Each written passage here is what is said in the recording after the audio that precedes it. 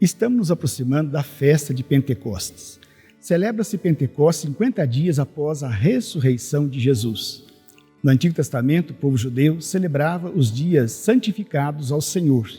Estes eram estabelecidos em torno das estações de colheitas no Oriente Médio. No livro do Levítico, capítulo 23, o Senhor disse a Moisés: Dize aos israelitas o seguinte: Quando tiverdes entrado na terra que vos hei de dar, e fizerdes a colheita, trareis ao sacerdote um feixe de espigas como primícias. No livro do Êxodo, capítulo 23, Deus fala a Moisés: 3 vezes por ano celebrarás uma festa em minha honra. Deus pede que primeiro se celebre a festa dos ázimos, durante 7 dias no mês das espigas. Como fixei, comerás pães sem fermento. Foi nesse mês que saíste do Egito. Não apresentarás ninguém diante de mim com as mãos vazias. Depois haverá a festa da colheita, das primícias do teu trabalho, do que semeastes nos campos. No Novo Testamento, após a morte e ressurreição de Jesus, Atos 1, os primeiros cristãos deram um sentido novo a esta festa, dando mais ênfase no sentido espiritual, aos dons oferecidos por Deus para o bem e a edificação de toda a comunidade, cumprindo a promessa feita aos profetas. As comunidades dos apóstolos levaram a sério o compromisso de dar um passo a mais na fé. São Paulo, percebendo que cristãos de algumas comunidades que viviam em abundância de bens materiais, elogiava o espírito de fé e que eles tinham e os incentiva a darem passos maiores no sentido da caridade para que a obra de Deus fosse completa, que fizessem uma coleta em prol dos irmãos necessitados e de ajuda para outras comunidades. Certa vez, um pregador de retiro contou a sua experiência de vida quando esteve em missão à África e, como todo missionário, ele queria ver o resultado do seu trabalho. Num certo dia, percebeu que vinha ao seu encontro uma senhora que não comia há vários dias, e ele a socorreu em sua miséria. Querendo aproveitar da ocasião para evangelizar aquela mulher, ele pergunta se ela conhecia Jesus e, para sua surpresa, ela olhou nos olhos dele e disse: Para mim, Jesus, o Filho de Deus, é o Senhor, que estás me socorrendo em minha pobreza, saciando minha fome. Esse testemunho ensina que o bem praticado não só socorre as necessidades dos irmãos necessitados, mas revela a imagem de Deus através das nossas atitudes. Em Atos, capítulo 4, a multidão dos fiéis era um só coração e uma só alma. Ninguém dizia que eram suas as coisas que possuíam, mas tudo entre eles era comum. Percebe-se aqui a espiritualidade do dom da partilha. Os primeiros cristãos ainda não tinham clareza da importância da manutenção financeira das comunidades. Foi com o amadurecimento da consciência do Evangelho que aos poucos fortaleceu-se o coração de cada um deles. Partilhar tornou-se sinônimo de amor ao próximo e eles passaram a espiritualizar os bens que possuíam. Mas o que é espiritualizar os bens materiais? Como visto anteriormente, no Antigo Testamento haviam várias festas durante o ano e estavam ligadas às colheitas. Ou seja, as pessoas eram gratas a Deus por aquilo que produziam.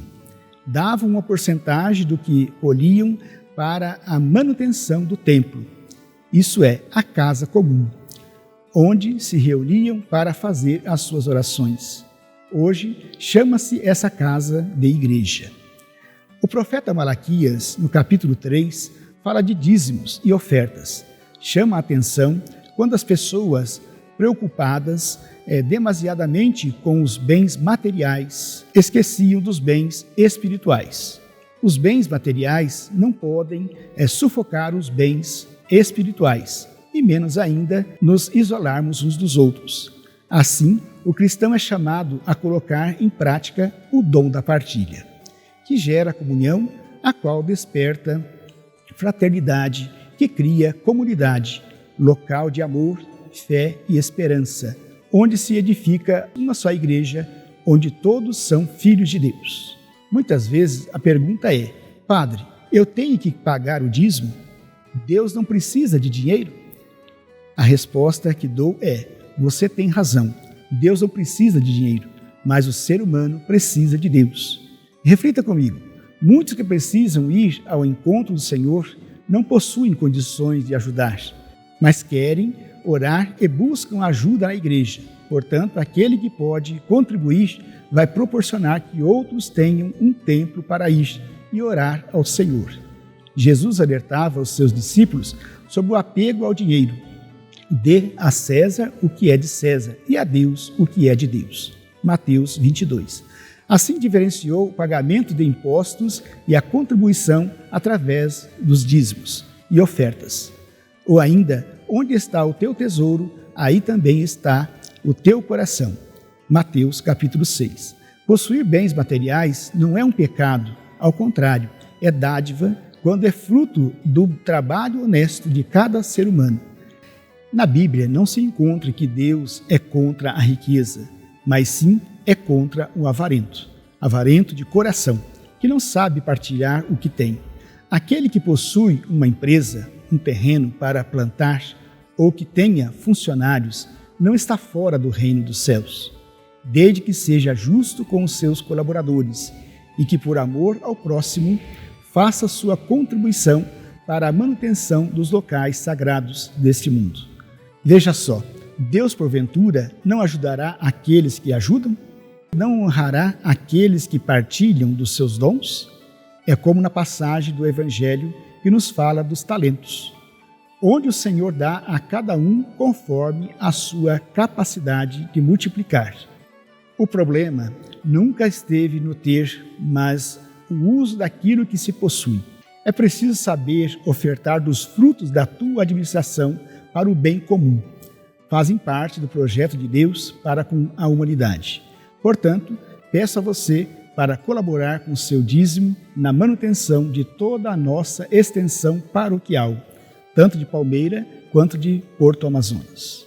Queridos irmãos e irmãs, conto com a sua ajuda para que possamos continuar levando a mensagem a tantas pessoas, sobretudo nesse tempo de pandemia, onde com a sua contribuição poderemos manter a palavra do Senhor sendo transmitida pela Rádio Ipiranga e pelo Facebook das nossas paróquias. Te convido a continuar colaborando com as suas ofertas e dízimos, como diz São Paulo aos Coríntios: aquele que semeia pouco, pouco colherá. Aquele que semeia em abundância colherá. De cada um conforme seu coração, sem tristeza nem constrangimento. Deus ama o que dá com alegria. Poderoso é Deus para acumular-vos com toda espécie de benefícios, para que, tendo sempre e em todas as coisas o necessário, vos sobre ainda muito para toda espécie de boas obras. Aquele que dá a semente ao semeador e o pão para comer, vos dará rica sementeira e aumentará os frutos da vossa justiça. Coríntios, capítulo 9. Deus abençoe você e toda a sua família, e que Maria, Mãe de Jesus e nossa Mãe, te proteja de todo perigo, doenças e enfermidades. Em nome do Pai, do Filho e do Espírito Santo. Amém.